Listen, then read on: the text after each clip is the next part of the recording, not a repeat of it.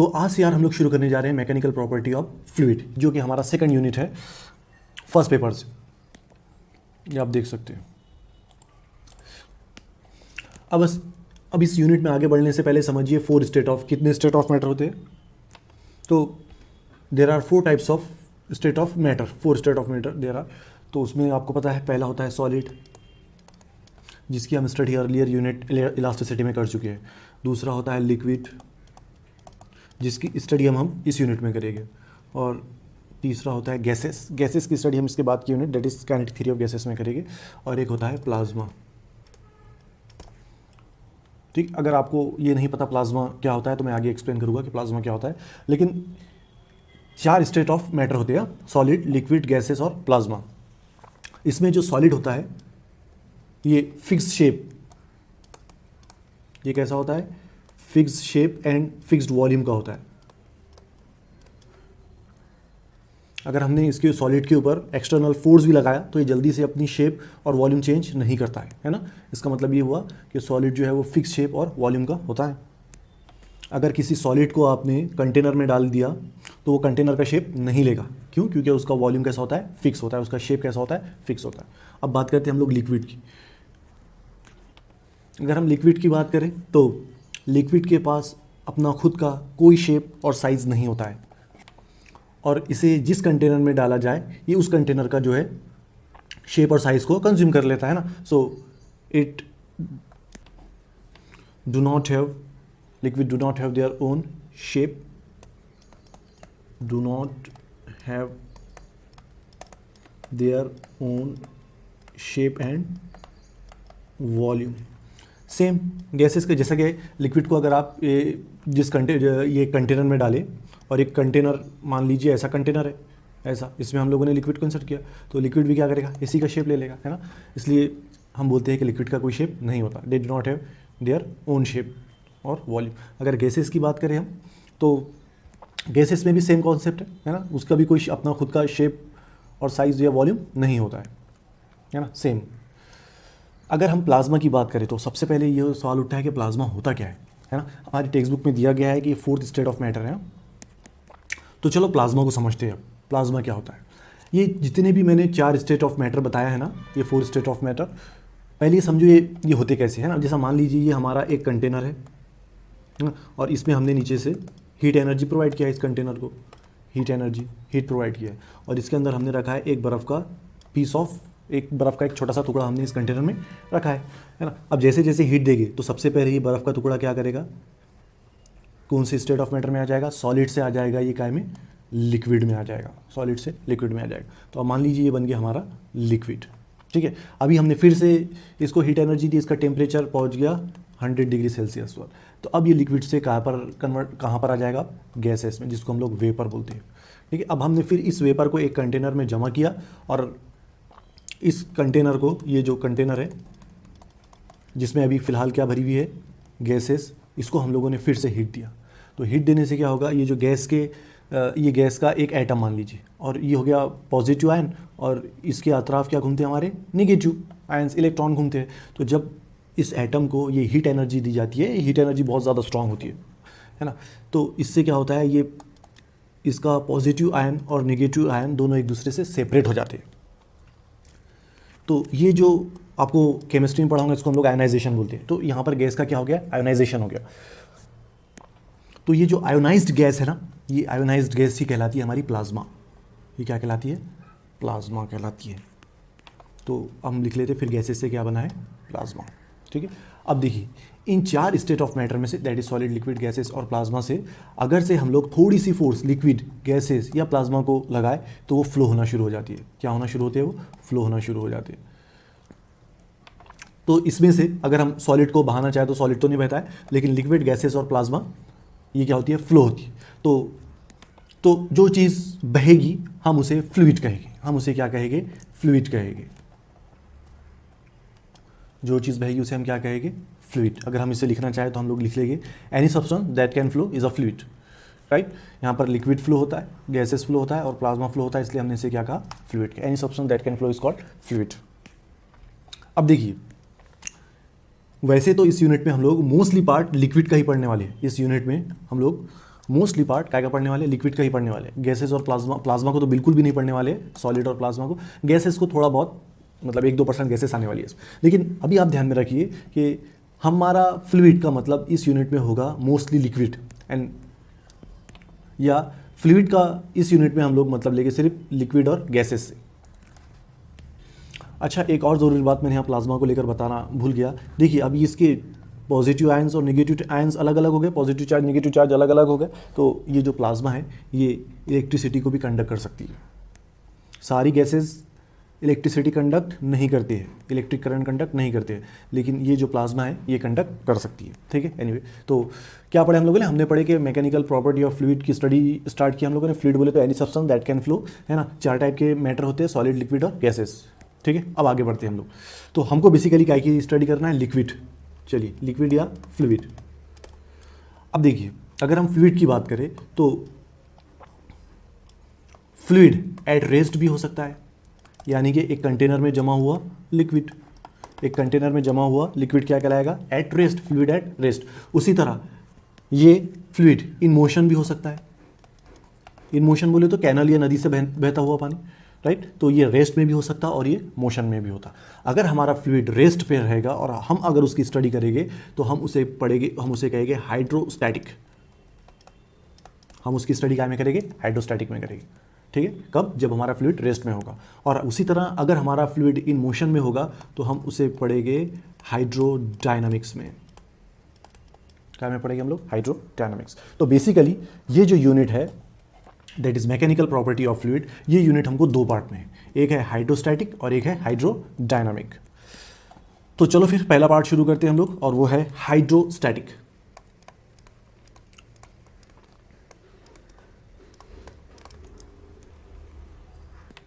तो अब हम स्टार्ट क्या कर रहे हैं, हाइड्रोस्टैटिक। हाइड्रोस्टैटिक बोले तो एक ऐसी स्टडी है फिजिक्स की, the branch of physics which deal with the property of fluid at rest. अगर हमारा फ्लूइड रेस्ट पर होगा तो हम जब उसकी स्टडी करेंगे तो हम उसे क्या में इंक्लूड करेंगे, हाइड्रोस्टैटिक में।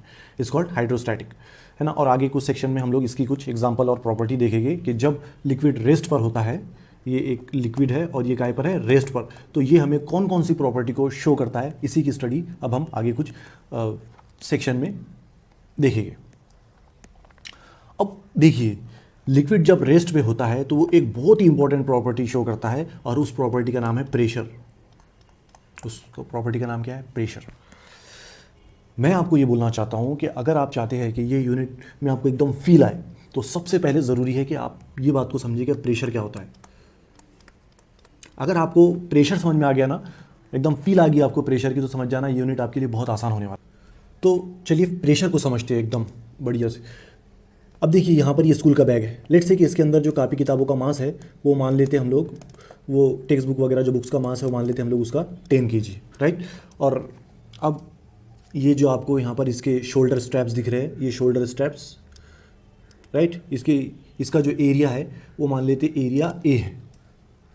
ओके, अब ये बैग को इस लड़की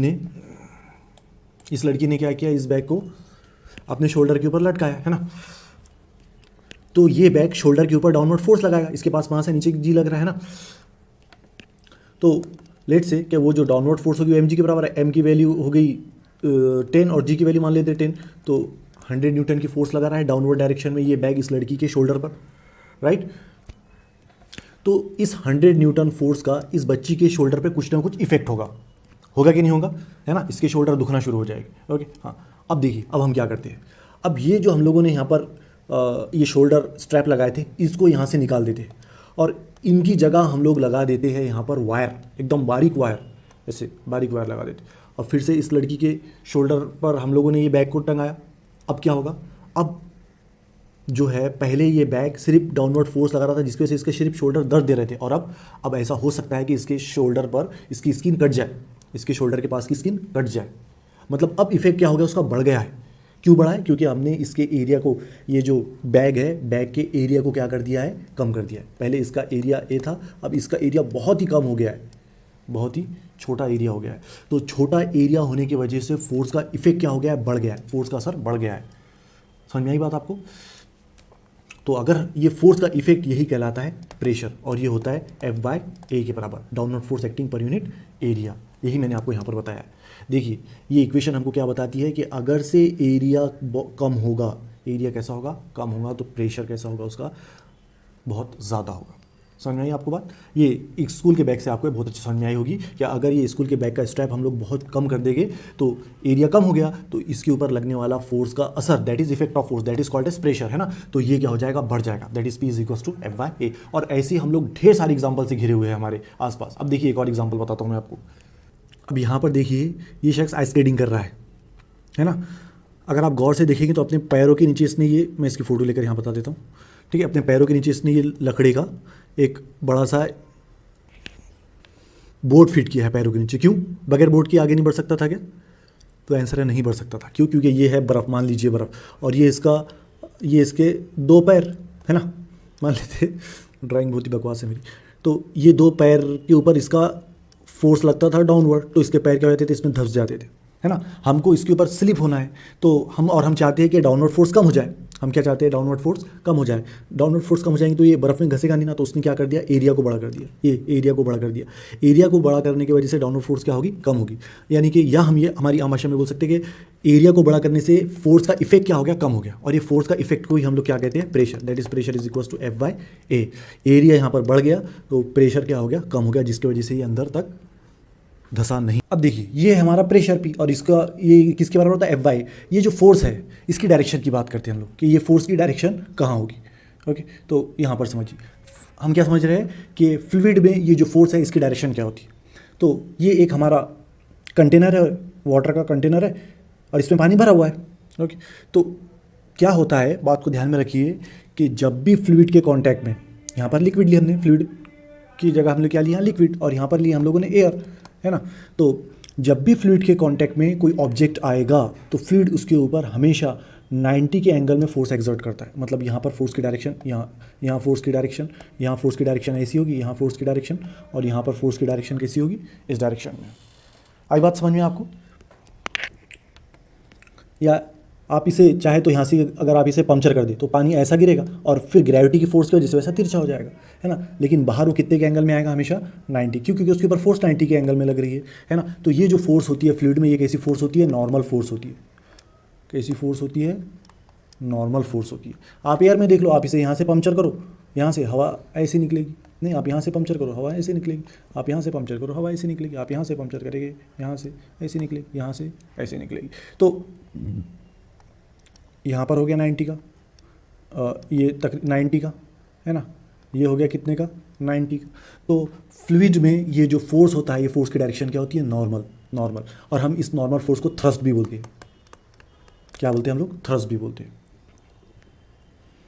तो एक बात हमको समझ में आई है कि फ्लूइड के कांटेक्ट में कोई भी ऑब्जेक्ट अगर आएगा तो फ्लूइड उसके ऊपर नॉर्मल फोर्स एक्सर्ट करती है, ठीक है। अब मान लीजिए ये ऑब्जेक्ट हम लोगों ने इस फ्लूइड के अंदर इंसर्ट किया, फ्लूइड के अंदर हमने इस ऑब्जेक्ट को डाला है ना। तो अब फ्लूइड इस ऑब्जेक्ट के ऊपर कैसी फोर्स लगाएगी, नॉर्मल फोर्स लगाएगी, तो फोर्स की डायरेक्शन होगी ऐसी, कंप्रेस करना चाहेगी ये इस ऑब्जेक्ट को, क्या करेगी, चारों तरफ से दबा के कंप्रेस करना चाहेगी। आई बात समझ?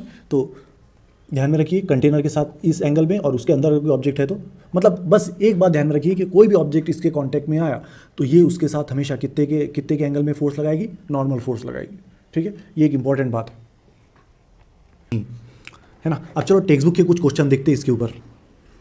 अब हमारे टेक्स्ट बुक में क्वेश्चन पूछा गया है कि why does a knife have a sharp edge and a needle have sharp tip. अब आप इसका जवाब देने की कोशिश कीजिए। अगर से शार्प एज होगा हमारा चाकू का तो उसका एरिया बहुत कम होगा, है ना। एरिया कैसा होगा उसका, बहुत ही कम होगा। यानी कि प्रेशर कैसा होगा उसका, बहुत ज़्यादा होगा। सेम शार्प टिप के लिए। ओके, तो आपको प्रेशर क्या होता है इस बात को लेकर बिल्कुल फीलिंग आ गई होंगी। और हम प्रेशर का इस्तेमाल क्या करते हैं ना, प्रेशर का जनरल फॉर्मूला क्या है, P इज इक्वल टू होता है F/A, है ना। F का यूनिट होता है न्यूटन और एरिया का मीटर स्क्वायर, है ना। तो प्रेशर का यूनिट क्या हुआ SI सिस्टम में, न्यूटन पर मीटर स्क्वायर। और 1 न्यूटन पर मीटर स्क्वायर बराबर होता है 1 पास्कल के। किसके बराबर होता है, 1 पास्कल के। ध्यान में रखना, 1 पास्कल बोले तो 1 न्यूटन पर मीटर स्क्वायर। हम जनरली प्रेशर के लिए पास्कल ही यूज़ करेंगे। ओके, अब इसके डायमेंशन बना लेते हैं। प्रेशर के डायमेंशन MLT, फोर्स के dimension M1 L1 T-2, area के डायमेंशन 2, तो ये हो जाएगा M1, है ना। और ये ऊपर जाएगा तो हो जाएगा -2, 1 -2 बोले तो -1 T -2, ये हो गया इसके क्या डायमेंशन। प्रेशर की और भी यूनिट है लेकिन हमको उसकी ज़रूरत नहीं है, जैसा कि एक बार बोले तो 10⁵ न्यूटन मीटर इनवर्स स्क्वायर है ना, लेकिन हमको या 1 hectopascal is equals to 100 pascal, हमको इसकी ज़रूरत नहीं पड़ने वाली है। ओके, तो ये था ऑल अबाउट द प्रेशर। ठीक है, अच्छा एक और बात रहेगी, प्रेशर जो है वो स्केलर क्वांटिटी है। अब मैं इसे एक्सप्लेन नहीं करता हूँ, आप समझ जाइए प्रेशर क्या है, एक स्केलर क्वांटिटी है। ठीक है, चलो ये प्रेशर के बेस के ऊपर एक न्यूमेरिकल सॉल्व करने की कोशिश करते हैं हम लोग। ऐसा न्यूमेरिकल हमारे टेक्स्ट बुक में भी है, लेकिन ये जो क्वेश्चन है मैंने एनसीईआरटी से निकाला है। तो ये बोल रहा है 2 high bones each of cross section area, है ना, 2 है, एक का एरिया है 10 सेंटीमीटर स्क्वायर, तो 2 का कितना हुआ 20 सेंटीमीटर स्क्वायर। इसको हम लोग मीटर में कन्वर्ट करते 10⁻⁻², लेकिन स्क्वायर है तो हो जाएगा -4 metre square. Okay, support the upper part of human, उसका मास कितना है, मास है 40 kg, तो mg that is downward force कितना हो जाएगा 400 Newton. Estimate the average pressure, तो बोल रहा है प्रेशर कितना है, सो एवरेज प्रेशर बोले तो F/A force upon area, force कितना लग रहा है 400 न्यूटन डिवाइडेड बाय 20, और ये ऊपर चला जाएगा तो 10⁻⁴, तो कितना बचा 20, और इसके आगे ये 4, 1 2 3 4, इतने पास्कल प्रेशर अप्लाई करेगा। ठीक है, ओके, ये एक बेसिक न्यूमेरिकल था, एनसीईआरटी से मैंने लिया था। अच्छा, अगर आप फील लाना चाहते हैं कि ये प्रेशर कितना है ना, मतलब जैसा कि हमको फट समझ में आया था 1 किलो कितना होगा, उसी तरह हम लोग जानना चाहते हैं कि 1 पास्कल प्रेशर कितना होगा। तो अगर आप इसे समझना चाहते हैं तो देखिए, 1 पास्कल बोले तो 1 पास्कल मैंने अभी आपको बताया 1 न्यूटन पर मीटर स्क्वायर। 1 न्यूटन की फोर्स कितनी होती है 100 ग्राम का, अगर जी की वैल्यू हम लोगों ने 10 ले लिया है, तो एक एप्पल जो होता है एप्पल 100 ग्राम का, वो हमारे हाथ के ऊपर कितने न्यूटन फोर्स एक्सर्ट करता है 1 न्यूटन, है ना। तो 1 मीटर टेबल ऐसा 1 मीटर का ऐसा टेबल लिए हम लोगों ने, और इसके ऊपर हम लोगों ने रखा क्या एक एप्पल, और वो एप्पल कितने ग्राम का है 100 ग्राम का। तो हम बोलेंगे ये एप्पल इस टेबल के ऊपर 1 न्यूटन की फोर्स एक्सर्ट कर रहा है, जबकि टेबल का एरिया कितना है 1 मीटर स्क्वायर। तो यहाँ पर जो प्रेशर बनेगा वो प्रेशर बनेगा 1 पास्कल का। ओके, तो आपको समझ में आ गया, और ये मैंने इसलिए पढ़ा क्योंकि आपकी टेक्स्ट बुक में भी ये बात दी हुई है। अब हम थोड़ा सा डेंसिटी समझते हैं। हम लोगों ने प्रेशर समझ लिया है, अब डेंसिटी को हम डिनोट करेंगे रो से। अब हम ये समझते हैं कि डेंसिटी क्या होती है। अब देखिए, इसका ये जो सर है ये इतना, लेट से कि इसके हेड का वॉल्यूम है V, और इसका ये जो यहाँ पर आपको जो दिख रहा है आपको ये बंदा गुरु रंधावा, मान लीजिए इसके सर का भी वॉल्यूम है V, दोनों का वॉल्यूम एक जैसा है ना, लेकिन इसके ऊपर सर के बाल कम है और इसके ऊपर सर के बाल ज़्यादा है ना। तो इसका बॉडी, इसके सर के बाल का मास है अगर M, तो इसके सर के बाल का मान लेते कैपिटल M है। ओके, तो हम बोलेंगे कि डेंसिटी जो है वो मास पर यूनिट वॉल्यूम होती है, mass per unit volume is called as density. इस तरह यहाँ की डेंसिटी क्या होगी, मास पर यूनिट वॉल्यूम। ओके, तो इसकी डेंसिटी ज़्यादा है, राइट, क्योंकि इसका मास ज़्यादा है, वॉल्यूम तो इसका भी उतना ही है, इतना इसका भी उतना ही। सर का वॉल्यूम जो है, सर का वॉल्यूम वो इस बंदे का भी उतना ही है जितना इसका है, लेकिन इसके सर पर मास ज़्यादा है और इसके सर पर मास कम है, हेयर का मास कम है, इसके बॉडी पर हेयर का मास ज़्यादा है। तो हम कहेंगे कि इसके सर की डेंसिटी कैसी है, कम है, और इसके सर की डेंसिटी कैसी है, ज़्यादा है। सो what is density, mass per unit volume, right. और ये बात ध्यान में रखना कि जब भी हम दो ऑब्जेक्ट की डेंसिटी चेक करेंगे, उसका वॉल्यूम या यहाँ पर एरिया भी आ सकता है, एरिया कैसा होना चाहिए, सेम होना चाहिए, ठीक है। तो ये होती है density. So what is density, density rho is equals to mass per unit volume. इसका यूनिट क्या होगा, मास का यूनिट होगा केजी और वॉल्यूम का मीटर क्यूब, ठीक है। ये बहुत इंपॉर्टेंट रिलेशन है, रो इज इक्वल्स टू m/v। क्यों इंपॉर्टेंट है, क्योंकि इससे हम किसी भी ऑब्जेक्ट का मास कैलकुलेट कर सकते हैं। तो ध्यान में रखो, मास इज इक्वल्स टू होता है रो इंटू वी। ये दो बातें आपको ध्यान में रखनी है, ठीक है।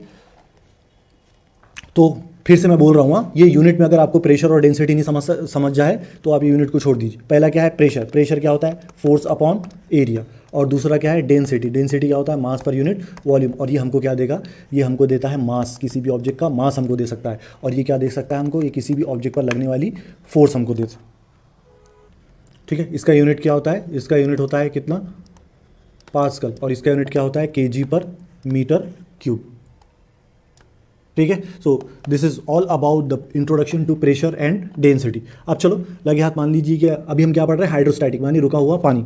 अब देखो इधर, अब देखिए ये एक कंटेनर है और इसमें सब पानी भरा हुआ है यहाँ तक, यहाँ तक इसमें पानी भरा हुआ है। लेट्स से कि ये जो कंटेनर है इसकी डेंसिटी है रो, और यहाँ पर अब हम लोग यहाँ पर इस पॉइंट पर हम लोग स्विमिंग कर रहे हैं। लेट्स से ये हमारा एक पॉइंट है, यहाँ पर हम लोग क्या कर रहे हैं, स्विमिंग कर रहे हैं। तो हमारे ऊपर इतना पानी है बच्चों, कितना पानी है देखो मैं ड्रॉ करता हूँ। हमारे ऊपर इतना पानी है, हमारे बॉडी के ऊपर। लेट्स से ये जितना पानी है इसका मास है m और इसके ऊपर लग रही है ग्रेविटी डाउन, तो mg बोले तो डाउनवर्ड फोर्स, राइट। ओके, हमको जानना है कि इतने मास ने हमारे इतने एरिया, लेट्स से कि हमारी बॉडी का एरिया है a, या फिर ये जो कंटेनर है इसके एरिया के बराबर है हमारा, तो इतना एरिया, इतना क्या, इतना ये जो लिक्विड कॉलम है, ये लिक्विड कॉलम ये इस पॉइंट पर कितना प्रेशर एक्सर्ट करेगा, ये हमको कैलकुलेट करना है। याद रखिए जो पानी का ये जो हम लोगों ने बनाया है ना, ये कॉलम टाइप दिखता है ना, ये सिलेंड्रिकल शेप। तो ये सिलेंड्रिकल शेप जो हमको दिख रहा है ये पानी से भरा हुआ है और सिलेंड्रिकल शेप है, इसलिए ध्यान में रखिए हम इसे कहेंगे लिक्विड कॉलम। क्या कहेंगे, लिक्विड कॉलम। अगर ऐसा हमारे जब घर बनता है तो इसमें हम लोग सीमेंट भर देते तो हम इसको क्या बोलते हैं, सीमेंट का कॉलम। लेकिन अभी इसमें पानी भरा हुआ है तो हम इसे लिक्विड कॉलम बोलेंगे, है ना। तो इस लिक्विड कॉलम के जरिए लगाया गया इस पॉइंट पर प्रेशर हमको कैलकुलेट करना है। तो कैसे कैलकुलेट करेंगे आपको पता है, तो P इज इक्वल्स टू होता है F/A, और F बोले तो डाउनवर्ड फोर्स mg/A। M मैंने अभी आपको बताया किसके बराबर होता है, rho into V multiplied by g/A, ठीक है। Therefore P is equals to rho, और ये वॉल्यूम है, वॉल्यूम बोले तो क्या होता है, एरिया मल्टीप्लाइड बाय हाइट।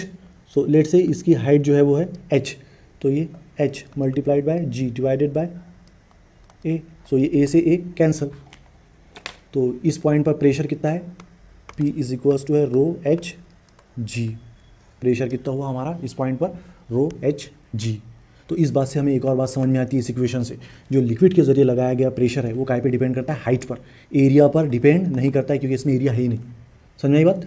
हाँ, तो ये बात सबसे ज़्यादा इंपॉर्टेंट है, और एकदम ध्यान में रखो कि जो लिक्विड के जरिए, लिक्विड कॉलम के जरिए, सिर्फ लिक्विड कॉलम के जरिए है, हाँ, इसके आसपास कुछ भी नहीं है, सिर्फ लिक्विड कॉलम के जरिए लगाया गया प्रेशर किसके बराबर होता है, रो एच जी। किसके बराबर होता है, रो एच जी। और क्योंकि इसमें एरिया नहीं है, इसका मतलब प्रेशर जो है लिक्विड के जरिए लगाया गया प्रेशर वो एरिया पर डिपेंड नहीं करता है, वो हाइट पर डिपेंड करता है। समझ में आया। अगर आप इसे एक एग्जाम्पल से समझना चाहते हैं तो मैं आपको एक एग्जाम्पल से समझा देता हूँ, ठीक है। अब देखिए, या ठीक है, इसमें हम लोगों ने पानी भरे, इसमें भी हम लोगों ने पानी भरे, इसमें भी हमने पानी भरे। इसका एरिया सबसे कम है, इसका एरिया ज़्यादा है, इसका एरिया और भी ज़्यादा है ना। तो यहाँ पर प्रेशर ज़्यादा होगा, यहाँ पर प्रेशर ज़्यादा होगा, यहाँ पर इसमें पानी सब में एक हाइट तक ही भरा हुआ है। तो बताओ सबसे ज़्यादा प्रेशर काय में होगा, तो आंसर है सबका प्रेशर एक जैसा ही होगा। क्यों एक जैसा प्रेशर होगा, क्योंकि सबकी हाइट एक जैसी है, और हमको मालूम है लिक्विड कॉलम के जरिए लगाया गया प्रेशर दैट इज P काय के ऊपर डिपेंड करता है, महज हाइट के ऊपर। रो, इसका भी रो कॉन्स्टेंट है और जी कांस्टेंट है, तो प्रेशर किसके प्रोपोर्शनल हुआ, हाइट के प्रोपोर्शनल। और यहाँ हाइट सबकी एक जैसी है, इसलिए लिक्विड के अंदर का प्रेशर, यानी इस पॉइंट पर प्रेशर, इस पॉइंट पर प्रेशर और इस पॉइंट पर प्रेशर कैसा होगा, सेम होगा। इसको हम आगे हाइड्रोलिक पैराडॉक्स में भी पढ़ेंगे। ओके, तो ध्यान में रखिए, rho is equal to pressure किसके बराबर होता है, रो एच जी के बराबर। This is the pressure exerted due to liquid column only. अब आपके टेक्स्ट बुक में एक न्यूमेरिकल दिया गया है, ये वाला न्यूमेरिकल है ये, तो चलो इसे सॉल्व करते हैं। और अभी जो हम लोगों ने सॉल्व किया है वो ये है, pressure due to a liquid column, जो किसके बराबर होता है, रो जी एच के बराबर होता है। ओके, हाँ, अब इधर देखिए क्या होता है, टू डिफरेंट लिक्विड है, बोलता डिफरेंट लिक्विड है, सब एक की डेंसिटी है रो 1 और दूसरे की डेंसिटी है रो 2। एक्सर्ट द सेम प्रेशर, पहले लिक्विड का प्रेशर है अगर P, तो दूसरे लिक्विड का भी प्रेशर कितना होगा, P होगा। At a certain time what will be their ratio, तो P इज इक्वल टू होता है रो जी एच, और इसका होगा रो जी एच, लेकिन हाइट डिफरेंट होगी, राइट। रेशियो ऑफ हाइट पूछा है, तो लेट से इसकी हाइट, जो पहला लिक्विड था उसकी हाइट h1 है, जो दूसरा लिक्विड है उसका हाइट h2 है ना। आपको मालूम है P इज इक्वल टू क्या होता है, रो जी एच, यानी कि h, और अब देखिए इसमें दोनों का प्रेशर सेम है, यानी कि कांस्टेंट है, जी भी कांस्टेंट है, यानी कि रो और h एक दूसरे के कैसे है, इनवर्सली प्रोपोर्शनल है ना। तो for first liquid H1 is inversely proportional to rho 1, और for second liquid H2 is inversely proportional to rho 2. Therefore H1 upon H2 is equal to rho 2 upon rho 1.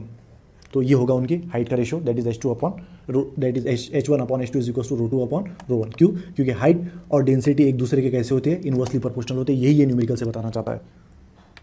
ये उसके नीचे एक और न्यूमेरिकल दिया है इसमें, ये देखिए उसके नीचे एक और न्यूमेरिकल दिया है उसने। तो चलो इसको सॉल्व करते हैं। A swimmer swimming in swimming pool at 6 metre below, मतलब ये एक हमारा स्विमिंग पूल है और इसके 6 मीटर हाइट के अंदर एक बंदा तैर रहा है। तो ये इसके ऊपर ये जो पानी है ये इसके ऊपर कितना प्रेशर एक्सर्ट करेगा। पानी की डेंसिटी दी हुई है यहाँ कितनी है 1000 kg पर, और जी की वैल्यू यहाँ 9.8 लेना है। क्योंकि ये इतना कुछ एमपी न्यूमेरिकल नहीं और बहुत ही ईजी न्यूमेरिकल है, इसलिए मैं यहाँ पर इसकी 10 से इसको सॉल्व कर लेता हूँ। लेकिन अगर जी की वैल्यू 9.8 दी हुई है तो हमको 9.8 लेकर ही सॉल्व करना होता है, बात ध्यान में रखना। जब तक वो जी की वैल्यू हमको बोलता नहीं कि 10 m/s² लो, तब तक हम 10 वैल्यू ले ही नहीं सकते जी की, 9.8 से चलना पड़ता। लेकिन ये कुछ इतना खास न्यूमेरिकल नहीं है, इसलिए मैं यहाँ पर 10 से कंसिडर कर लेता हूँ। हाँ, तो प्रेशर कैलकुलेट करना है तो प्रेशर इज इक्वल टू कितना होता है रो जी एच। रो की वैल्यू कितनी है 10⁻³ और ये जी की वैल्यू आ जाएगी एक तो हो जाएगा 10⁻⁴ और एच कितना है 6। तो प्रेशर कितना हुआ 6 × 10⁻⁴ पास्कल प्रेशर हो गया। ठीक है, so this is all about the pressure and pressure exerted due to liquid column and relation between, है ना, and relation between mass and density। ठीक है, तो ये बात ध्यान में रखना, P इज इक्वल्स टू क्या होता है F/A, देयरफॉर F किसके बराबर होगा P × A, ये एक बात ध्यान में रखनी है। दूसरी रो इज इक्वल्स टू क्या होता है M/V, देयरफॉर M किसके बराबर होगा रो × V, ये एक दूसरी बात ध्यान में रखनी है। और सबसे इंपॉर्टेंट बात तीसरी, एक सिर्फ लिक्विड कॉलम के जरिए लगाया गया प्रेशर कितना होता है रो जी एच, और H और हाइट और डेंसिटी एक दूसरे की क्या होती है इनवर्सली प्रोपोर्शनल होती है। तो आज हम लोगों ने 3 पॉइंट समझे। ठीक है, इसे ध्यान में रखो। अगर आपको ये 3 पॉइंट समझ में आ गया, ये आपके ध्यान में रह गया तो समझ जाना आधा यूनिट आपका ये बहुत आसानी से हो जाएगा। तो चलो नेक्स्ट लेक्चर तक अल्लाह हाफिज़।